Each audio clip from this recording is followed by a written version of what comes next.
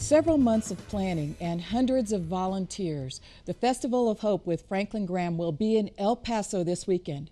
The Franklin Graham organization's leadership, Sam Hardy and Junior Castillo, are with us today to tell us about the Festival of Hope. Welcome, gentlemen. Thank you, Holly. It's a pleasure to be here. Yes. Yeah, well, we're really glad you're here. And you guys actually have had to live here almost for the last 9 months, right? It has felt like almost living here at times, yes, but it's been such an enjoyable time for us. We started in and out of here, Junior and I and two other team members, last August, and we've been in and out of El Paso over the last 6-7 months, 2 to 3 weeks at a time. Wow. Yeah. So it has felt like home. It's felt like home. Well, so you've gotten to know all the best Mexican food spots, I hope. I think we found a few, haven't we, Junior? Yes, we have. Right. Yeah, that's good. Well, actually, even though it's been months of planning, it's actually been a relatively short planning period for a typical Festival of Hope, right? So, El Paso was kind of got on the docket late. Why is that?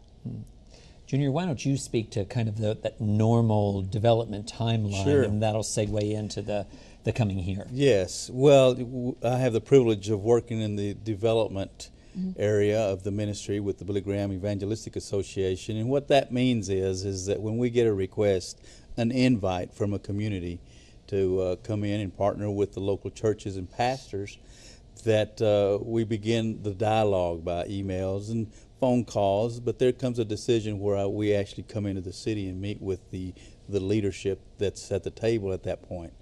But that usually takes place, somewhere between 2 years, 24 months out, and the development begins to work. We go through what we call an exploratory process, and but all that, I tell you, there's a lot of preliminary things that take place prior to us really coming into the city with the director as Sam and with the team. So a lot of that development process, we kind of did it when we got here. So it's been a fast pace ever since we stepped foot here in El Paso. But it really has been great. The support of your community and the pastors and churches have just been excellent to work with. Good. Yeah. So why was it? Why was the time frame so short? Why did El Paso get on the docket so fast? Yeah, well, El Paso got on the docket so fast because El Paso was on Franklin's heart. Franklin actually was been praying about adding an additional city to the 2014 calendar, and spoke with our vice president of Crusade Ministries and said, I want to add a city next year. And our vice president said, well, we've already got 3 in the fall. And he said, well, I'm not talking about anything in the fall. I want to add something to the spring. Oh. And so he said, I've got several cities, and he named 2 or 3 different cities that were on his heart that he's been praying about. And El Paso was one of those. And as Junior has said, normally 18 to 24 months out from an outreach event, we're in a city exploring and having conversation and putting steering leadership and folks together and doing recruitment of churches. And so that was very quick to come in here and begin to make connections with pastors and Christian leaders. Yeah. And say, gee, what would you think? Do you think there's enough interest in the community, within the Christian community, to do something like this? It's on Franklin's heart. And the leaders that came together very quickly were very excited about the possibility of doing something, and they were not fearful of the accelerated timeline. And so very quickly we came to an agreeable place that this could happen here. And as Junior said, it's just been an incredible journey of hospitality with your churches and your pastors and your lay people, how warmly we've been received since coming into the community. What has it been like in terms of getting churches together? How is the spirit of El Paso the same or different from other communities that you've worked with? That's a good question, Holly. You always hope that churches will quickly catch a vision, capture the vision you're trying to cast for them, and that they'll understand that a refocus, a refreshing of evangelism and discipleship is important for every community. But I think uniquely here, I really do think uniquely here that the churches were ready for something. And go ahead. Yeah, I was just going to say, along the way, and especially since we've been here in working the process, we've just have heard so many testimonies, so many stories, and people just sharing their heart with us about how groups here and there around the community have been coming together just to pray and just and asking the Lord to send of movement and to send something that would unite the churches and pastors together. And so I believe it's just a culmination of a lot of people praying and asking the Lord to bring something like this to the community. We've just been fortunate enough from the Billy Graham Evangelistic Association to be a part of it. And so just the testimony that the churches really had been praying, not necessarily together, some of them had, but overall, when this came about, the announcement was made, they were ready to pitch in and come together as one. Now, is this different from the standpoint of the percentage of Hispanics and the bicultural aspect of the Crusaders? Have you done a lot of things like this before? Go ahead, Well, Sam. it is definitely unique in that respect, Holly. Obviously, our organization does ministry all over the world, and we have quite a historic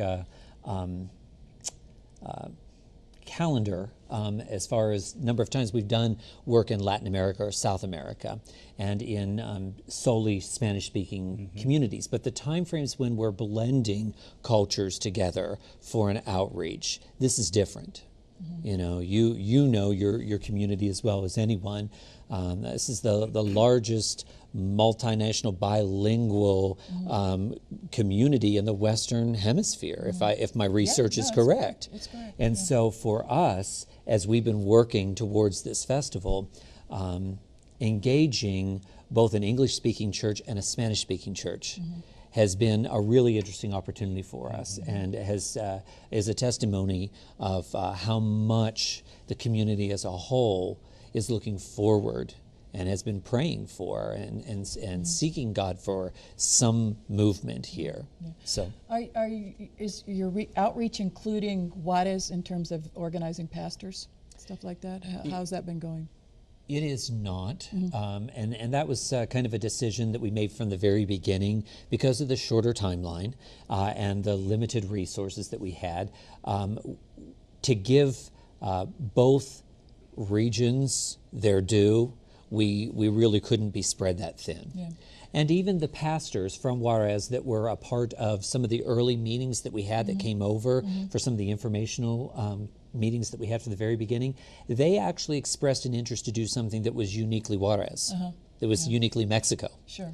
And so we put them in contact with our leadership out of Mexico City, and they've had some conversations about possibly doing some sort of an outreach event down the road.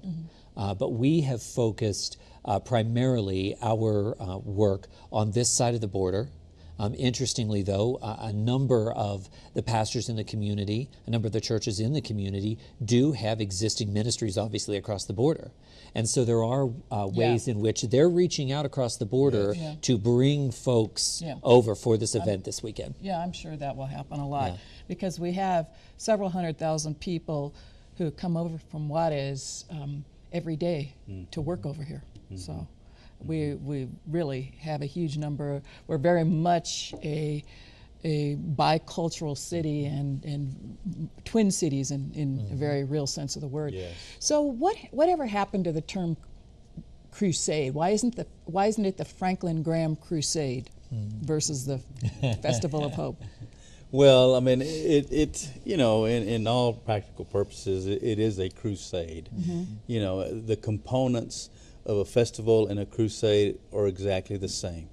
Mr. Graham, in his early start, in the many years of doing his evangelistic outreach, there were always crusades. Sure. You know, and but with Franklin, Mr. Graham's son, Franklin started doing his even before Mr. Graham, you know, retired, so to speak. If he is retired, he's still going.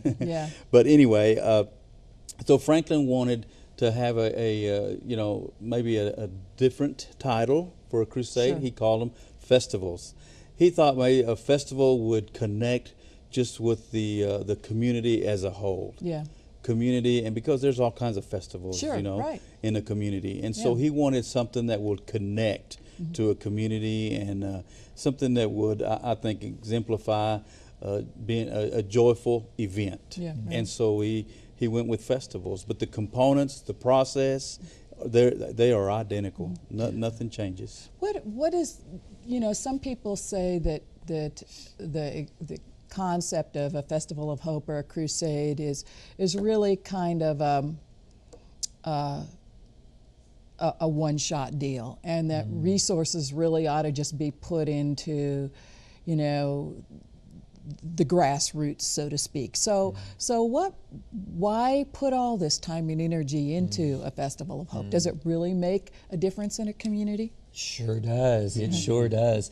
And a couple of points there for you, Holly. First, we never see what's going to happen at the Haskins Center this weekend. We never see that as a one-off experience, because everything that we've been doing through recruiting and training and preparing the church, it's a process.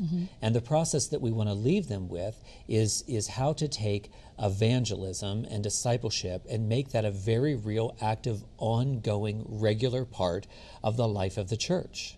Some churches, and even in this community, and we see it all over the country, all over the world, some churches do evangelism and discipleship exceptionally well. But a lot of them don't know what to do. A lot of churches don't know what to do. And so for us, we're making a long-term investment. And even when we start talking about terms of success, how did this weekend go? How successful was it? Well, we're not going to measure it this weekend. We want to see where the person is 5, 10, 15, 20 years down the road. Are they still serving the Lord? Are they committed and in a church? Are they engaged in inviting other people into the kingdom? You know, and so for us, we never approach the work as if it's a one-off thing. And we really do believe that, to use your words, this is a grassroots effort. You know, we've been working with thousands of volunteers. You know, how many thousands of people came to the Christian Life and Witness class? Yeah, almost 3,000 people. That's a lot of people to do anything in El Paso. It really is. Yeah, that's 200. Yeah. 200 churches have been engaged in this process now. That's pretty amazing. Yeah. It definitely ramped up very quickly by the Holy Spirit. It did. Yes. So what about the whole issue of why is it that I could be witnessing to my friends for months and years, but I bring them to a festival of hope and they accept Christ? Why is that? What is it about that dynamic, and is it a genuine conversion? Sure. Yeah. Sure. You bet it is a genuine conversion. You know, I think that's the beauty of the gospel. That's the beauty of the pastors and Christian community in every community across America, across the world, really. But the beauty of the gospel is that, you know, the scripture, you know, some plant, others water, and others reap. Well, just because, and I think that's true for a lot of people. But when we come into a community, we begin talking about the vision of evangelism. We begin putting in place the different components that we as a whole, not just the Billy Graham Association, but we as a community, because we're coming in here, we're partnering with El Paso and have been. But we as a community and as an organization, a ministry, we're going to do all that we can in the efforts of reaching the unchurched, reaching the lost. And so, you know, when the community becomes one, working together, pulling together, praying together, and all of them begin working the Bring a Friend plan. It's a simple plan of how we're to take our eyes off of maybe our inside walls of our church, to put them on the people that are our neighbors and friends that are unchurched and still don't know Christ as their Lord and Savior. When a community does that as a whole, I think there's something supernatural that takes place. The Lord honors that. And so the eyes get on people that don't know Him. So there actually is a different spiritual dynamic taking place during an event like this than other times. Yes. You think so? Oh, sure. Yeah. When a community comes together as one, there's just something that happens, and so. And we're seeing that even through the Christian Life Witness classes. We said a while ago, 3,000 people come to know Christ. Even through the classes, we've had over 1,000 people come and commit their heart to the Lord, their life to the Lord, in first-time assurance or rededications. That is tremendous. Yeah. That is tremendous. If you, I know I've been talking to various friends about the event and so forth, and some of them are not coming because they say, well, I haven't invited someone, and I don't see why I should go then. So what if they can't get someone to go with them? Mm-hmm. Should they come anyway? Well, they most certainly should come anyway, but we always say, we even have churches calling this week that are saying, I've not heard anything about this. And that always surprises us, because we're looking at the number of mailings that we've done and the number of emails that we've done and the calling campaigns that we've done. And we're looking at all these components that local leadership is engaged in this process, and the way we've used radio and print and the internet to get the word out, to get folks an opportunity to get engaged. For those churches that are just now coming out this week and saying, well, what do I do? Well, you do bring a friend. You work as hard as you possibly can to bring someone. Mm-hmm. And if that person doesn't receive your invitation to come with you, come anyway, because there might be some word of encouragement that you get there that would then you could take back and share with them. Right. And you never know how that's going to broaden the relationship you have with that individual. Right. Mm-hmm. Yeah. Well, right now I want to go to a clip that we have about the event coming up. So let's take a look at that. All right.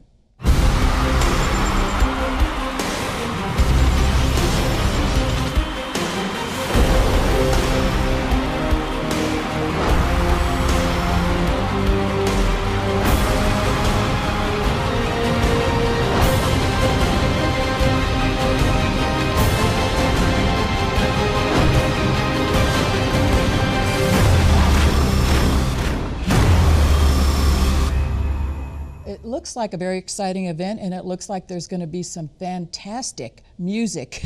Even if you don't want to hear a message, there's going to be some great music there, right? Absolutely, absolutely. For Saturday evening, it is a student focus. Oh, I didn't. I didn't get that for some reason. Yeah, well, the piece, the way it's put together there, it looks, the services both nights are open to anybody. Sure. But certainly on Saturday night, we have a hip-hop artist, we have a rapper, and we certainly have somebody that does a little bit of rock and roll. Uh-huh. And so all obviously within a Christian context, but artists that are very much geared towards a younger demographic. Right. So we have Funky, who's a Latin artist that's going to be with us, and Flame, and then 1,000 Foot Crutch on Saturday night. So if none of those are familiar to you, Holly, or your viewing audience, certainly on Sunday evening we have Mariachi Isai that's going to be performing, as well as Daniel Calvetti and Michael W. Smith. And so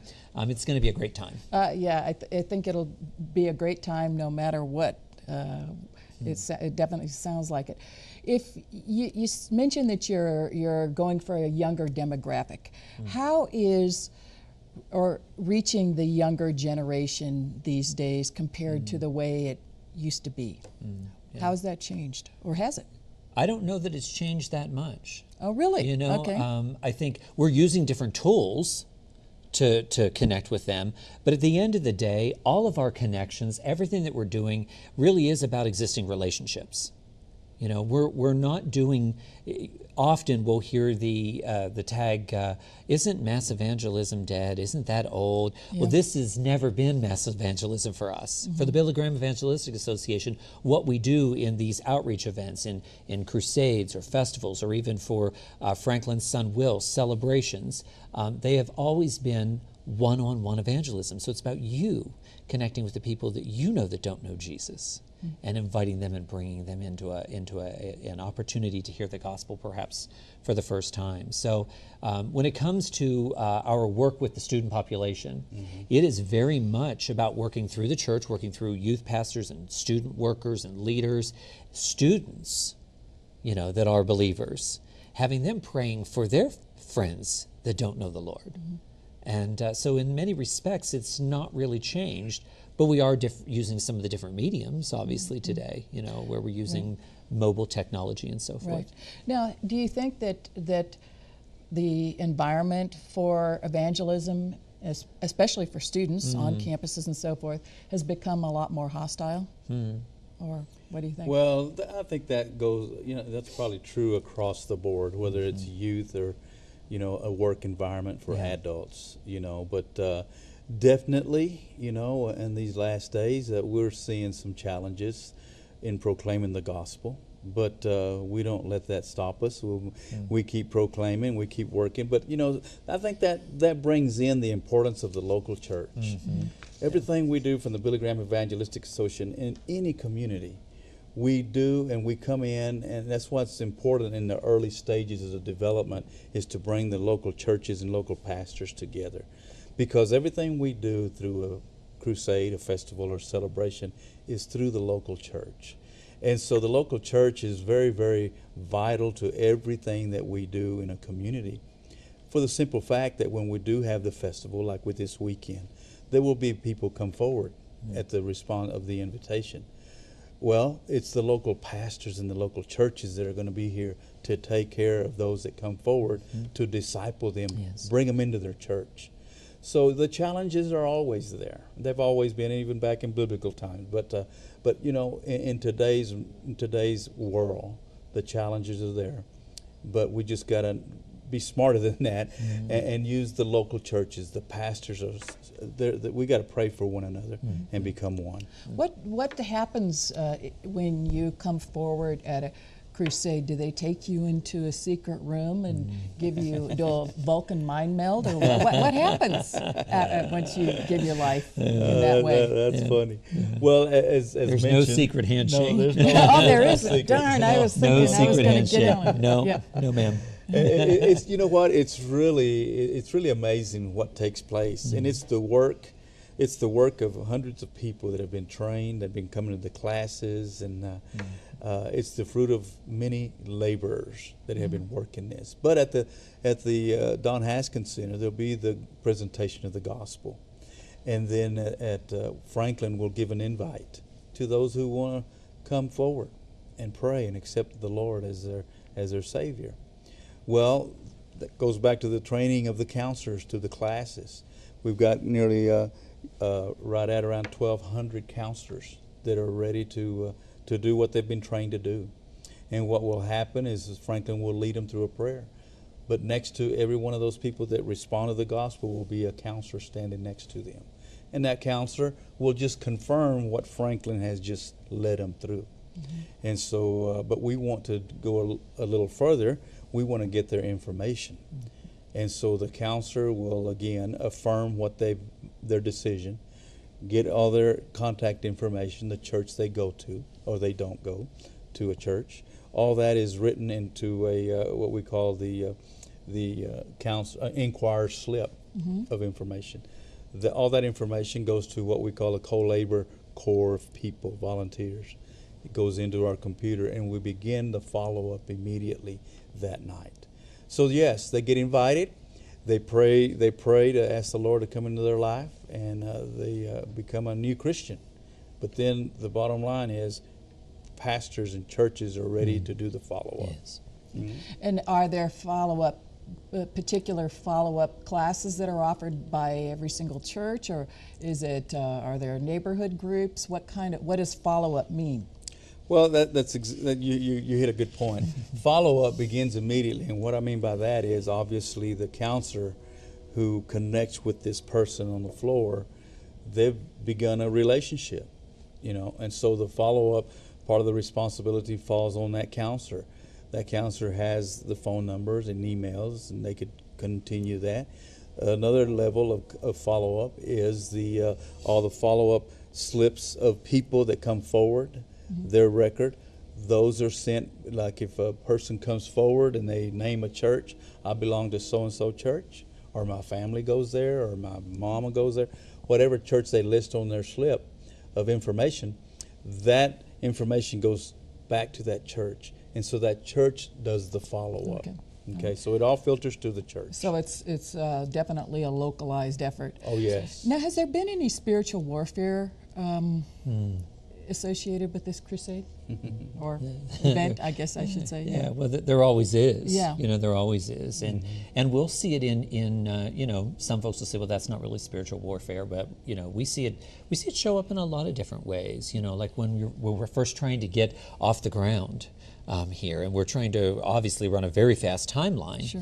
And we started having communication problems in the office, not between us, but phone lines and internet lines and things like that, where there's clearly a battle going on to try to limit the type of communication that we can do and how effective we can be. And so, I think one of the most important elements about spiritual warfare is that we keep such a united focus among the pastors and the lay people that are coming together for this event, that we've raised up hundreds of people that are committed as a part of a prayer network. And that's very important, yes, right? Absolutely. Yeah. Critical. Yeah, right. Since we only have a few minutes left, what would you say to someone who is on the fence about coming to the event? What would you say to them? Yeah, they don't really have anything to lose to come. I mean, they could choose to. They could stay home and watch TV. That's what I was going to say. They could certainly stay at home and watch TV or go hang out with some friends, but they really don't have anything to lose to come and just listen. Just listen. Come with an open mind. Come with an open heart. So there's not going to be any arm twisting or pressure? There is no arm twisting and there is no pressure. We're convinced through watching how the organization has done this for many, many years, we're convinced that so much seed planting gets done this weekend by not those folks that are coming forward. Obviously decisions are going to be made for the kingdom. But my goodness, the number of people that are going to come and just hear. Many of them for the first time hear the gospel and may not respond because they're just not ready yet. But the seed has been planted, which goes back to something Junior said early on. Some plant, some water, some weed, and then some reap. So people shouldn't think that, well, gosh, if I bring a friend and they don't receive Christ, that they failed. So no, never give up on them. Never give up on them. Continue to pray for them. Yeah, right. Okay. Well, gentlemen, it has been such a joy. I'm very excited about this weekend. Thank you for stopping in to see us. Thank you. Yes, thank you, Holly. It was our pleasure to be here too. Okay. Yes.